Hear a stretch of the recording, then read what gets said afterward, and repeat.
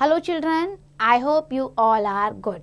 So today we are going to discuss the other topic of the history, that is Janapadas to mahajanapadas. यानी कि इस chapter में हम discuss करने जा रहे हैं छोटे छोटे यूनिट्स से कैसे बड़े बड़े यूनिट एडमिनिस्ट्रेटिव यूनिट्स बन गए and then they transform into the big big kingdom.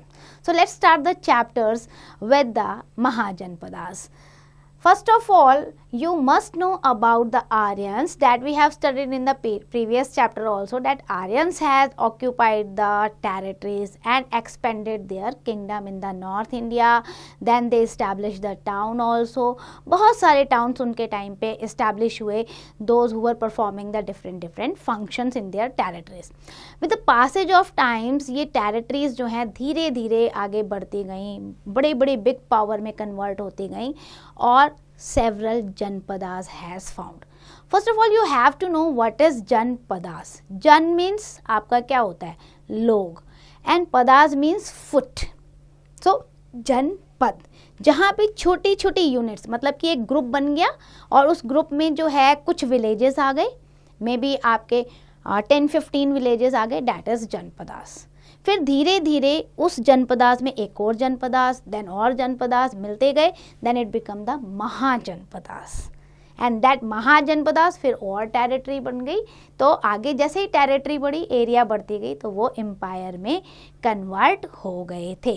So various janapadas converted into the mahajanapadas with the passage of time, and most of the janpadas and mahajanpadas emerged in the different parts of the Gangetic plain in India.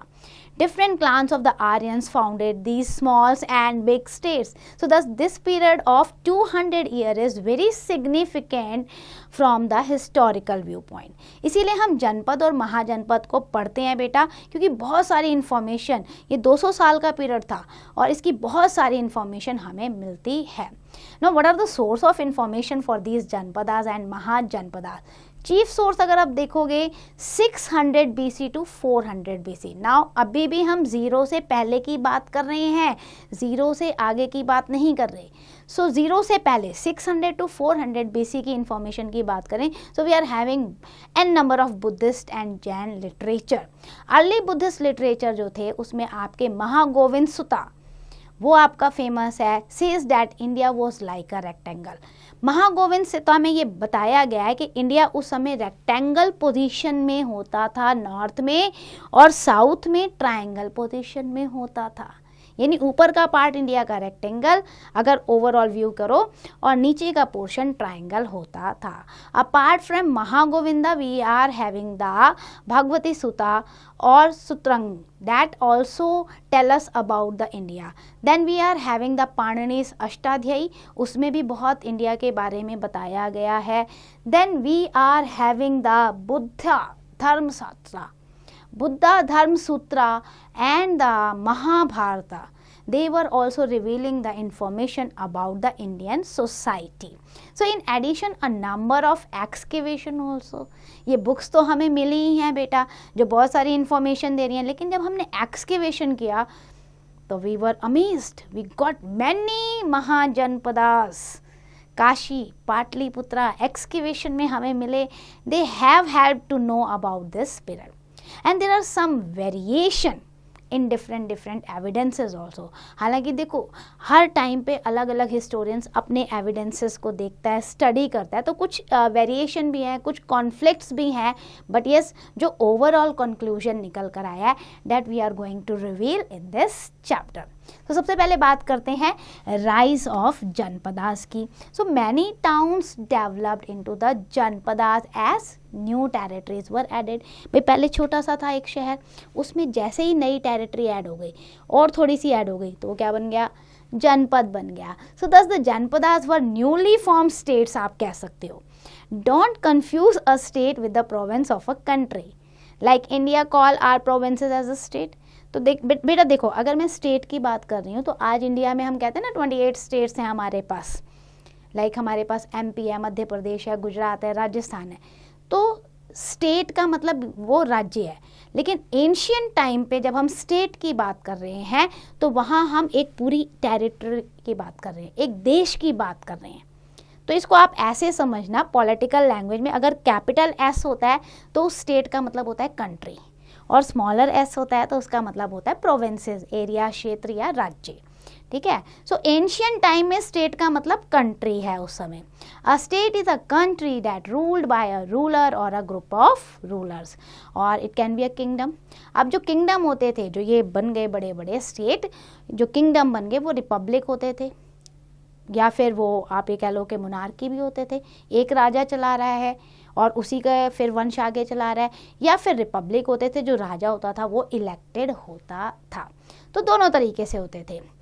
Then we are having the information that the state or the country that is ruling by the different groups of ruler also. कई कई जगह पे हमने ये देखा है कि एक ही स्टेट को रन करने के लिए, एडमिनिस्टर करने के लिए ग्रुप ऑफ रूलर्स बैठाए गए हैं, तो उसे हम ओलिगार्की कहते हैं। सो इंडियन हिस्ट्री में अगर हम बात करें तो we are having the 16 Janapadas, जो बहुत इंपॉर्टेंट महाजनपद में भी कन्वर्ट हुए। देवर अंगा, मगधा, काशी, कोशला, वज्जी, मला, Chedi, Vatsa, Kuru, Panchala. You can see in the Indian map, these were the important 16 janpadas at that time, those who converted into the mahajanapadas. So ये मैप आपको शो कर रहा है पूरा का पूरा, और इससे आपको पता चल सकता है कि यहाँ पर हमारे 16 महाजनपदा। स्पेशली अगर हम बात करते हैं बेटा, तो आप ये देखिए कोसला, कोसला आपको दिख रहा है। देन आप ये देखिए कुरु, कुरु से अगर आपको कुछ याद आ रहा हो, कौरव कुरुवंश, है ना, आपने महाभारत में सुना होगा। देन आपका मत्स्य, अवंती और गांधार, गांधार नरेश आपने सुने होंगे, महाभारत में शकुनी थे। तो इस तरीके से these were the important mahajanapadas prevailing at that time. अब आगे बात करते हैं हम हाउ द टेरिटरीज एक्सपेंडेड। ये जो एरिया थी वो कैसे एक्सपेंड होती गई।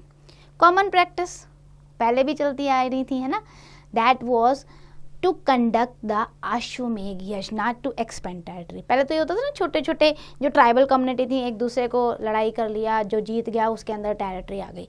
बाद में क्या हुआ कि जो अपने आप को पावरफुल समझने लग गया ना, उसने अश्वमेघ यज्ञ कराना शुरू कर दिया। अब अश्वमेघ यज्ञ क्या होता है बेटा, उसमें एक हॉर्स होता है। जैसे मान लो आप राजा हो और आपको लगता है कि सारे राजा मेरे आगे जो है स्ट्रांग नहीं है, वीक है, तो आपने अपने एरिया का एक घोड़ा जो है छोड़ दिया, रिलीज कर दिया। ठीक है, अब वो जगह जगह ट्रैवल करेगा अलग अलग टेरिटरी में। तो अगर उससे पास होने दिया गया, मान लो वो दूसरे राज्य में गया, उसके अगले राज्य में गया और वहाँ के राजा ने उसे पकड़ा नहीं, उसे पास ऑन कर दिया कि जाने दो, तो इट मीन्स वो राजा आपको अपने से स्ट्रांग मान रहा है और वो आपके अंडर काम करने को तैयार है।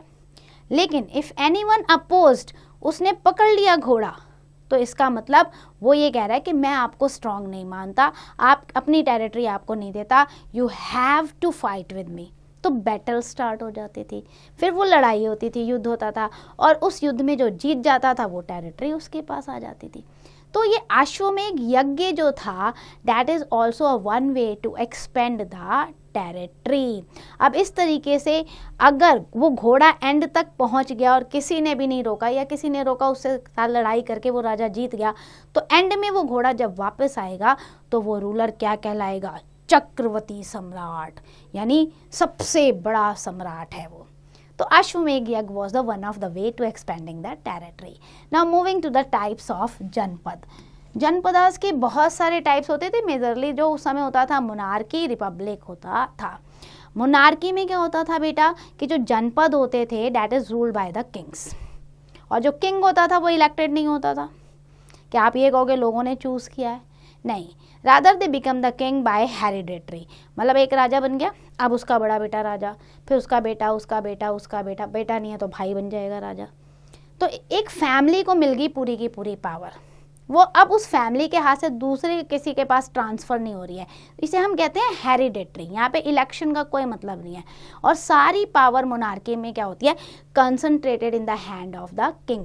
राजा के पास सारी पावर होती है। राजा जो है पैलेस में रहता है अपनी फैमिली के साथ। Whatever the king has said, ruler has said, that become the law. उसने अपनी एबिलिटी से जो कह दिया, जैसे गवर्न करना है वही लॉ बनेगा, कोई इंटरप्ट उसमें नहीं कर सकता था। Then after that we are having the republic. Republic, कुछ जनपद हमें ऐसे देखने को मिले जहाँ जो रूलर होता था वो इलेक्टेड होता था या अपॉइंटेड होता था। वो रूलर्स जो है वो हेरिडेटरी नहीं होता था कि एक है तो उसका बेटा, नहीं, वो अपनी इंटेलेक्चुअलिटी से, अपनी पावर से, अपनी ब्रेवरी से बना था, लोगों ने उसे अपॉइंट किया था या इलेक्ट किया था। So head of the Republic was called Raja at that time and this post was not inherited. अगर आप राजा बन गए हो तो इसका मतलब ये नहीं है रिपब्लिक में कि अब आपका बेटा या आपका भाई राजा बनेगा, नहीं, दूसरा वही बंदा आएगा जो फिर अपने आप को प्रूफ करेगा। So it means the head of the state is elected one. In some state, the number of the people had common authority in different affair of the state. These can be called the oligarchy. कुछ states में हमने ये देखा कि Republic के साथ साथ oligarchy भी थी। ओलिगार्की में क्या होता है कि भाई राजा के साथ साथ कुछ और लोगों को भी पावर जो है दी गई है और वो मिलकर जो है देश चला रहे हैं, उनके पास भी अथॉरिटी है रूल करने की। तो जब ग्रुप ऑफ रूलर्स हो जाते हैं तो उन्हें हम ओलिगार्की कहते हैं। सो अगर हम देखें the Pali record mention 10 Republic during the life time of Buddha, कि बुद्धा के टाइम पे 10 रिपब्लिक जनपद थे। And Buddha was the son of Shakya chief. Shakya chief जो थे वो रिपब्लिक ऑफ कपिलवस्तु, ठीक है। तो शाक्य वंश के ये राजकुमार थे भगवान बुद्धा, और ये रिपब्लिक था, ये मोनार्की नहीं था। अदर इम्पॉर्टेंट रिपब्लिक अगर हम देखें तो Vaishali, Mallas, Kushinagar etcetera. So this republic were conquered and occupied by the Magadha later on. बाद में क्या हुआ, इन सब में ना जो पावरफुल बना वो बना मगध। मगध ने इन सब महाजनपद को अपने अंडर कंट्रोल में ले लिया था। Apart from that Vajji was also the important confederacy of the Republic. तो ये था आपका मोनार्की, रिपब्लिक एंड ओलिगार्की। अब जनपद से महाजनपद की तरफ कैसे पहुंचे? The process of expansion of territories continued. अभी क्या, एक जनपद, ठीक है। अब एक जनपद का जो रूलर है उसने दूसरे जनपद पे अटैक किया, उसको अपने अंडर मिला लिया, फिर तीसरे पे, फिर चौथे पे, तो करते करते क्या बन गया, महाजनपद। बहुत सारे जनपद उसके कंट्रोल में आ गए। So mahajanapada were also ruled by the king and these were 4 in number, Vatsa, Avanti, Kosala, Magadha. And apart from them means अगर हम इनमें से देखें तो Magadha became the most important of these mahajanapada. अब कॉमन फीचर्स क्या हैं जनपद और महाजनपद के, उसे डिस्कस कर लेते हैं। एडमिनिस्ट्रेशन की अगर हम बात करें तो king was the principal authority in the territory. ये तो है दोनों में, जनपद में भी और महाजनपद में भी। राजा सबसे ऊपर होता था, राजा को भगवान के समान माना जाता था, और he was suppose to protect the subject means common people, प्रजा को प्रोटेक्ट करता था। He appointed the council of advisers और मिनिस्टर्स कॉल्ड द अमात्यास, यानी कि उस समय जो मिनिस्टर्स होते थे उन्हें अमात्यास कहा जाता था। एंड द इम्पॉर्टेंट अमात्यास यानी इम्पॉर्टेंट मिनिस्टर उस समय जो थे वो पुरोहित, स्पिरिचुअल हेड, गुरु होते थे ना राजाओं के, वो सबसे ऊपर होते थे। देन सेनानी जो आपका आर्मी कमांडर होता था। देन आपका जो है आता था संग्रहती, दैट इज ट्रेजर, जो संग्रह यानी कि कलेक्शन जो हो रहा है ना उसको संभाल के रख रहा है, खजाने को, तो इसलिए उसे संग्रहित्री कहा जाता था। The smallest unit of the administration was the village, और विलेज को हेड कौन करता था, डैट इज ग्रामिका एंड ग्रामिनी, यानी कि आज विलेज को कौन हेड करता है, सरपंच। अगर आपको पता है सरपंच हेड करते हैं ना विलेज को, उस समय विलेज हेडमैन को ग्रामिका या ग्रामिनी कहा जाता था। और ग्रामिका को पावर दी हुई थी जी आप अपना गांव जो है अच्छे से चलाओ, अगर कोई प्रॉब्लम है directly approach to the king, बीच में किसी को बोलने की जरूरत नहीं है। इन एडिशन कैपिटल बनाई जाती थी, कैपिटल के बाद जो है नगर बसाए जाते थे, कि छोटे छोटे शहर हो गए जैसे कौशाम्बी है, अयोध्या है, पाटलिपुत्र है, उज्जैन है, और इन शहरों के बेटा अलग अलग फंक्शंस होते थे। This were the administrative towns, trade towns, craft towns, और आपके sacred towns, garrison towns etc. So the large nagars were known as महानगर। छोटे छोटे शहर हैं तो नगर, और बड़े शहर हैं तो उन्हें महानगर कहा जाता था। Now moving to the taxes. Source of revenue क्या है, इतना बड़ा महाजनपद जो है कैसे रन किया जाएगा. King needed the money, king needed the sources to run the administration for different purposes, so that's why he levied the taxes. Tax तो लगाएगा ही राजा, अब कभी ट्रेड पे, कभी क्राफ्ट पे, कभी गुड्स पे ट्रेड लगता था. तो इस तरीके से जो टैक्सेस होते थे that could be in the form of cash और काइंड और द सर्विस. तीनों ऑप्शन थे आपके पास टैक्स देने के लिए, यानी कि आप उस समय की जो करेंसी थी उसमें दे सकते थे, या आप अगर सामान कुछ है आपके पास, लाइक आप गेहूँ उगा रहे हो, आप गेहूँ की फॉर्म में भी दे सकते थे, और सर्विसेज आप राजा के यहाँ पे काम करके भी अपना टैक्स चुका सकते थे. So as most people were farmer, agriculture was the most important source of tax at that time. 1/6 of the produce and was payable in the form of food grain. ये कंपल्सरी, मतलब mostly ये देखा गया है कि उस समय क्या होता था, जितना भी प्रोडक्शन होता था ना उसका 1/6 जो है वो आपको राजा को पे करना है, और वो आप फूड ग्रेन की फॉर्म में भी पे कर सकते हो. Craftsman were often asked to render service. जो क्राफ्टमैन होते थे उन्हें कहा जाता था कि टैक्स के नाम पे आप राजा के लिए ये क्राफ्ट, ये जो है वहाँ जाके बना दो, सर्विस के उसमें दे सकते हो. Such as once in a week और मंथ, वो जाके राजा के लिए काम कर सकता था. Tax was also charge on trade, that is on the goods that was imported और exported out of the Janapadas.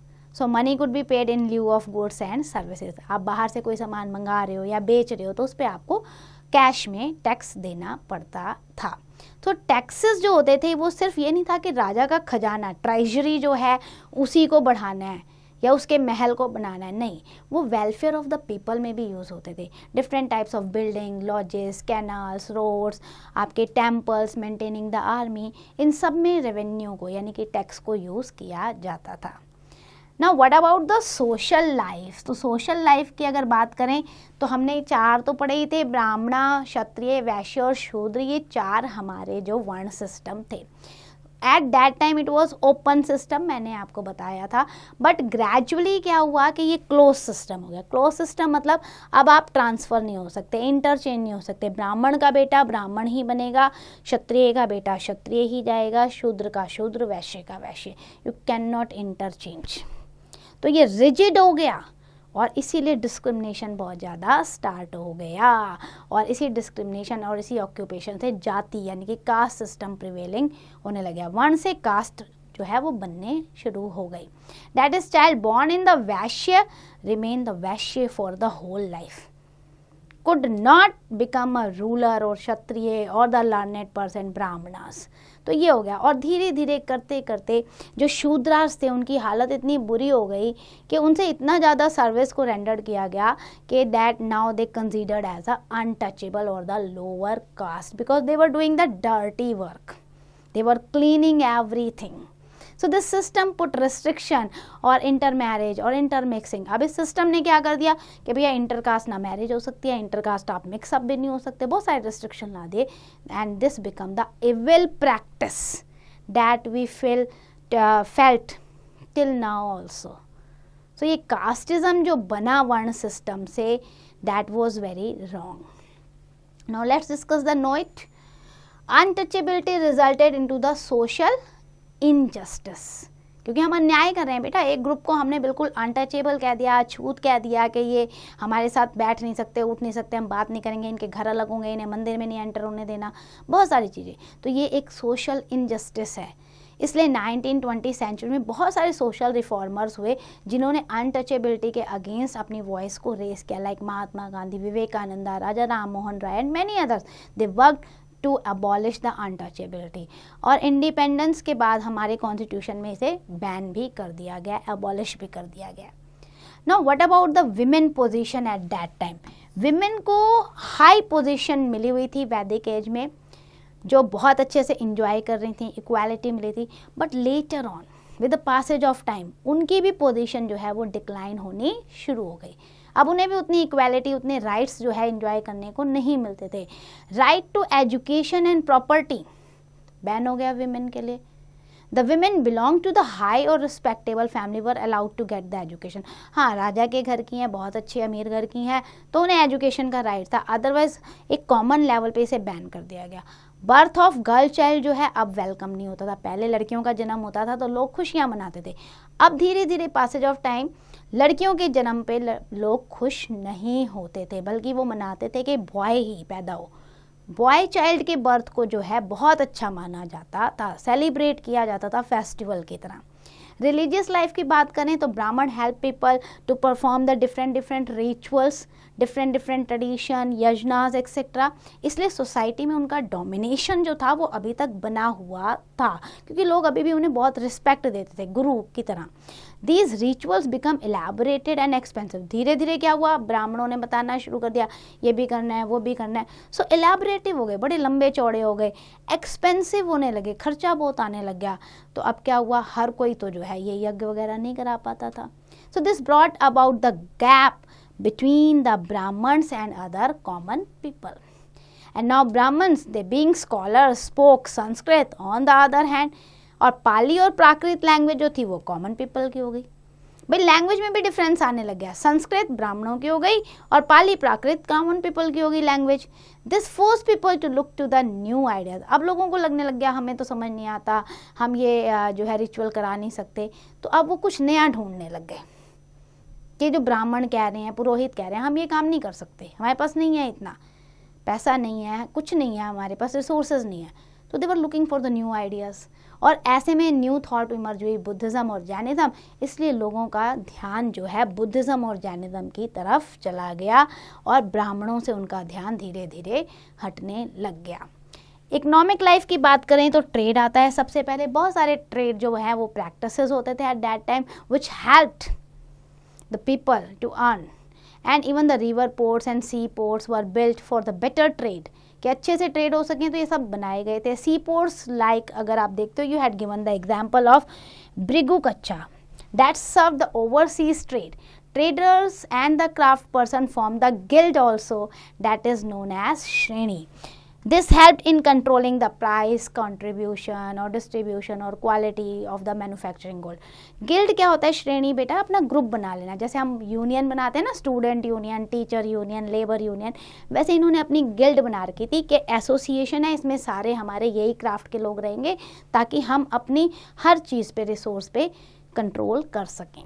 Then coins and wait की बात करें तो कॉइनेज सिस्टम धीरे धीरे आ रहा था और जो बार्टर सिस्टम था, थिंग्स एक्सचेंज थिंग्स, वो खत्म हो रहा था। तो ये टाइम पीरियड था जब कॉइनेज जो है इमर्ज हुआ। पंच मार्क कॉइन कॉपर और सिल्वर के बहुत ज़्यादा जो है सर्कुलेट होने लगे and they were used as the money. Weights were standardise and were measured in multiple of 16। Weights को भी बनाना शुरू किया, वरना कैसे लोगे, वेट सिस्टम तो होना चाहिए ना बैलेंस, जब हम तराजू रखते हैं। तो वेट सिस्टम को भी अब डेवलप करना शुरू कर दिया गया था। अब हम एक केस स्टडी ले लेते हैं बिहार की बेटा। बहुत सारे important janapadas they were emerged in the region now following in the present states of Bihar and Jharkhand. तो यहाँ पे हमें बहुत सारे देखेंगे तो बहुत सारे जनपदास के बारे में पता चलेगा। इम्पॉर्टेंट वन जो थे इनमें से अंगा, मगधा, वजी, ये तीनों हमें यहाँ पे मिले हैं। And insight into the administration of 2 representative janapadas that can be undertaken to understand. तो अगर हम इनको समझ लेते हैं ना, मगध को और वज्जी को, तो हमें समझ में आ जाएगा कि उस समय कैसे ये रिपब्लिक और मोनार्की काम करते थे। सो मगध से हम स्टार्ट करते हैं। Magadh rose to be a very important janapadas. Magadh ही बेटा जनपद भी था, फिर महाजनपद बना और फिर मगध ने ही अपने आप को पूरा एक किंगडम, बड़े एम्पायर में भी कन्वर्ट किया था। So it expanded as a Janpad, Mahajanpad. Its territory was surrounded by the Ganga in the north and the Champa river in the east, Son river in the west and Vindhyachal hills, Vindhyan hills जो हैं in the south. अब आप देख लो कितना अच्छा तो geographical condition है इसका कि नदियाँ भी हैं, पहाड़ भी हैं, तो इसको पूरा बैरियर मिल रहा है, आसानी से कोई जो है इस पे अटैक नहीं कर सकता। मोर ओवर फर्टाइल लैंड इसे मिल रहे हैं, मिनरल्स मिल रहे हैं। Magadh covered the territories of Anga too. Rajgir was the popular centre of religion, specially Jainism और बुद्धिज्म के लिए। और फर्स्ट बुद्धिस्ट काउंसिल जो बनी थी ना, जो हेल्ड हुई थी, वो राजगीर में ही हुई थी 497 BC में। और सबसे बड़ी बात, मगध को बेटा नेचुरली इतना ब्लेस्ड था ना कि ये हर तरीके से फ्लोरिश्ड हो रहा था। क्यों प्रॉस्पेर हो रहा था? गंगा नदी के किनारे हैं तो फर्टाइल लैंड इसे मिल रहा था। पूरा नदी के किनारे का एरिया ऐसा प्लेन एरिया था कि भाई उसको हर तरीके से एग्रीकल्चर के लिए अच्छी ज़मीन मिल रही थी। तो एग्रीकल्चर बहुत ज़्यादा फ्लोरिश हो रहा था, इतना कि बहुत एग्रीकल्चर हो रहा था, सरप्लस को वो ट्रेड के लिए यूज़ करते थे। फिर रिवर जो है ट्रांसपोर्टेशन कम्युनिकेशन का काम भी करती थी। देन फॉरेस्टेड एरिया थी, दे वर सप्लाइंग द एलिफेंट ऑल्सो। बीच में मिनरल एरिया पड़ रही थी, उन्हें मिनरल्स भी बहुत अच्छे मिल जा रहे थे, अपने ही आयरन वो जो है निकाल कर अपने अच्छे वेल डेवलप्ड टूल्स बना रहे थे। तो इस तरीके से अगर आप देखो तो नेचुरल जो है उसे बहुत हेल्प मिली। फर्स्ट कैपिटल राजगृह थी पटना के पास, surrounded by 5 hills that provided natural protection from the attacks. फिर बाद में इन्होंने राजगृह से पाटलिपुत्र को अपनी कैपिटल बना दिया, which is present day Patna in Bihar, and it was located as the confluence of the river Ganga, Son, Gandak, providing the natural cover। अब आप देख लो तीनों नदियों के संगम पे है पटना, आपका दिखता है। And to protect itself and to expand its territory, Magadha ने एक ह्यूज आर्मी, कहते हैं ना इंसिपिएंट आर्मी बना रखी थी, वेल ऑर्गेनाइज्ड, वेल इक्विप्ड और वेल पेड के सोल्जर्स उनके साथ के साथ चलें। It comprise of the horse soldier भी था उसमें, एलिफेंट सोल्जर्स थे, चैरियट सोल्जर्स थे, फुट आर्मी भी इन्होंने अपनी डेवलप कर रखी थी। इनके पास, मगध के पास बहुत अच्छे अच्छे रूलर हुए। अजात शत्रु use 2 new weapons in the battle which raked havoc with the enemy. मतलब उसने, क्योंकि आयरन माइंस उनके पास थी तो अच्छे मतलब इक्विपमेंट्स बना रखे थे, इसीलिए अजात शत्रु बहुत जल्दी से दुश्मनों को हरा देते थे। द फर्स्ट वॉज द, आपको यहाँ मेंशन है देखो बेटा अजात शत्रु का, that he use the Catapult. एक टूल का नाम है, इक्विपमेंट का नाम है जो यूज हुआ था, in which the stone were hurled from the distance. Another was covered with the chariot with the swinging mace. It can be compared with the modern tank type का, आप देख सकते हो। This chariot was probably called the Ratha Musala. तो इस तरीके से iron का और अलग चीज़ों को इन्होंने यूज़ किया, जिसको वो बैटल में नए तरीके के वेपन बनाने में यूज़ करते थे, और उन हथियारों को, उन औजारों से वो अपनी सामने वाली आर्मी को हरा देते थे। अब इम्पॉर्टेंट रूलर्स की अगर बात करें तो अजात शत्रु के साथ Bimbisara was also a most important ruler. Bimbisara 50 year का शासनकाल था इनका, 546 to 494 BC तक। He extend his empire by marriage alliances. वो जहाँ जहाँ जाते थे, राजा लोग अपनी बेटियों का कन्यादान कर देते थे, तो मैरिज अलायंसेस से और हार मान लेते थे पहले ही। तो इनके अपने आप ही जो है बहुत बड़ा एम्पायर बनता गया, चाहे कोशला हो, चाहे मद्रा हो, चाहे वैशाली हो, ये सारे इनके पास आ गए थे। He received Kashi as the wedding gift. Kashi को वेडिंग गिफ्ट में दे दिया गया था उन्हें, काशी नगरी को। ही conquered over the Anga in a battle. Under his reign trade, commerce, हर चीज़ में प्रोग्रेस हुई थी। Even the Buddha and Mahavira they also visited Magadha during the Bimbisara rule. तो बिम्बिसार के टाइम पे ये दोनों वहाँ पर आए थे। अजात शत्रु की बात करें तो Ajatashatru assassinated his father Bimbisara and ascended the throne. उसने अपने फादर को मारकर ये थ्रोन लिया था। And he ruled for 32 years from 494 to 462 BC। उसने अटैक किया and won over his uncle Prasenjit the ruler of Kosala. मतलब फादर को तो असैसिनेट किया ही, उसने अपने अंकल को भी हराया। And he also defeated the Licchavis of the Vaishali after a 16 year of long battle. मतलब वैशाली को जीतने के लिए 16 साल लगे अजात शत्रु को। अजात शत्रु had a powerful and well-equipped army. He had been praised as an able ruler also. अच्छे सोल्जर तो थे ही, एडमिनिस्ट्रेशन भी उनका बहुत अच्छा था। 32 साल के शासन में he worked a lot for the Magad Empire. So it is not certain with what faith Bimbisara and Ajatashatru followed. Both Jainism and Buddhism claim them as their follower. हमें ये नहीं पता उस समय उन्होंने कौन से रिलीजन में अपने आप को कन्वर्ट किया था, लेकिन क्योंकि दोनों ही बुक्स में, जैनिज्म और बुद्धिज्म में ये बताया गया कि दोनों ही उन्हीं के फॉलोवर थे। After Ajatashatru's death, Magadha fell in the hand of weak rulers. Later, these rulers were defeated by the Nandas. तो नंदा डायनेस्टी आ गई, क्योंकि अजातशत्रु के बाद कोई अच्छा रूलर था नहीं, नंदाज ने इन पे अटैक किया और मगध हार गया, तो नंदा डायनेस्टी की फाउंडेशन हुई and then Magadha become very powerful during the Nanda rule.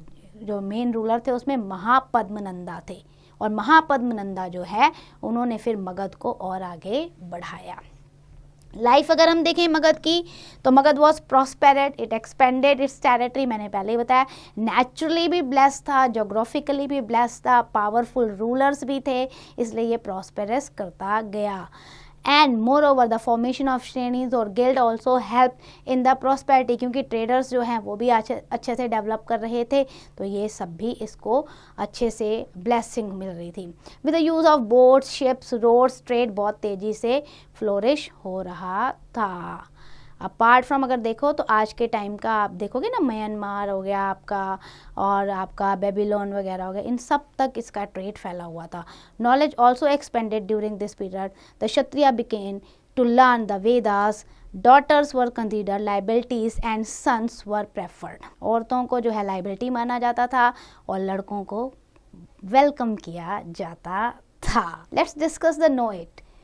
Champa was the most important river of Magadha. That can be the one marker question. So learn it, remember it कि मगध की सबसे important river जो थी वो Champa river थी। Then Magadha regulated its revenue well. मैंने आपको पहले ही बताया कि मगधा ने बहुत सारे टैक्स लेविड कर रखे थे एग्रीकल्चर, ट्रेड, सर्विसेज वगैरह पे, इसलिए मगधा के पास सोर्स ऑफ रेवेन्यू बहुत अच्छा था। That's why Magadh use these revenue, these taxes for the development and replacement of any damages. Magadh was free from the crime, ये भी एक साइन था उसके डेवलपमेंट का कि उसके राज्य में क्राइम नहीं होते थे। हार्श पनिशमेंट जो थी, बिल्कुल हार्श स्ट्रॉन्ग पनिशमेंट दी जाती थी अगर कोई भी गलत काम करता है, स्पेशली फॉर द रॉबर्स और the criminals. The roads were safe for the traders to move from one place to the another. इसीलिए मगध में लोग व्यापार भी करना चाहते थे क्योंकि सिक्योरिटी और सेफ्टी उन्हें वहाँ प्रोवाइड होती थी। Now moving to the Vajji confederacy. Vajji की बात करें तो वज्जी जो है वो एक रिपब्लिक गणा था, ठीक है, and it was a state in which people elect their representative who is going to rule them। तो यहाँ पे इलेक्शन होता था, इलेक्टेड हेड होता था। वज्जी कॉन्फिडेंसी को हम गणा भी कहते हैं, संघा भी कहते हैं, और जो इसकी कैपिटल है वो वैशाली है। वैशाली को अगर आप देखोगे तो बिहार में एक मुजफ्फरपुर डिस्ट्रिक्ट है, वो जगह जो थी ना उस समय वो वैशाली थी। It was formed by the 8 republics, the important one of which were the Vajji, and apart from that Videha, Lichvis, etc. The last of these became the most prominent with time. It was governed by the assembly of large people comprising 7,707 members called Rajas. सोचो इतने सारे लोगों को जो है power share की गई थी टू गवर्न दी संघास, इन्हें राजास कहा जाता था। Vajji confederacy became an important republican state under the Lichchhavi. Lichchhavi वंश बढ़ा और लिच्छवी में वज्जी जो था एक बहुत बड़ा सेंटर जो है उभर कर आया। These rajas were chosen from the this population, आपको दिख रही है 1,68,000 पीपल जो है उन्होंने इन राजाओं को चूज़ किया था। These rajas were even worked very hard and administer the Vajji very well. Even the Buddha had approved of this method. ये माना जाता है कि बुद्धा ने भी बोला कि ये बहुत अच्छी बात है कि लोग जो हैं अपने रिप्रेजेंटेटिव को चूज़ कर रहे हैं। Then the administration of the confederacies was looked after by the smaller council। और smaller council में क्या होते थे, छोटे राजा भी होते थे, उपराजा भी होते थे, सेनापति भी होते थे, और फिर आपके जो है भंडारिका भी होते थे जो ट्रेजर को देखते थे। फॉरेन अफेयर और इंटरनल लॉ बनाए जाते थे, ऑर्डर्स रिवील किए जाते थे, सेपरेट एडमिनिस्ट्रेटिव हेड बनाए जाते थे। मतलब हर एक डिपार्टमेंट अलग अलग और हर डिपार्टमेंट का हेड अलग अलग। तो इस तरीके से क्या होता था, वर्क जो है वो सब में शेयर कर दिया गया था। So all of these were responsible for their own assembly, for their own task. Lichchhavi promoted art and culture also. They constructed number of viharas. बहुत सारे बुद्धिस्ट मोनेस्ट्रीज इन्होंने बनाए हैं, चैत्यास बनाए हैं जो लोकल टेम्पल्स होते हैं। रिलीजन जो है उस समय लोग रिलीजियस थे, मतलब एक इंटीग्रल पार्ट था लोगों का। When the Buddhas visited the republic ना, the Lichchhavi had set up of 500 men. जब बुद्धा आए तो 500 लोगों को लगा दिया था वेलकम बुद्धा, मतलब उसे नाम क्या दिया गया, वेलकम कमेटी है, कि जब बुद्धा आएंगे तो ये वेलकम कमेटी के 500 मेंबर उन्हें वेलकम करेंगे। So this committee conducted honour ceremony and carried the Buddha bodily onto the waiting boat.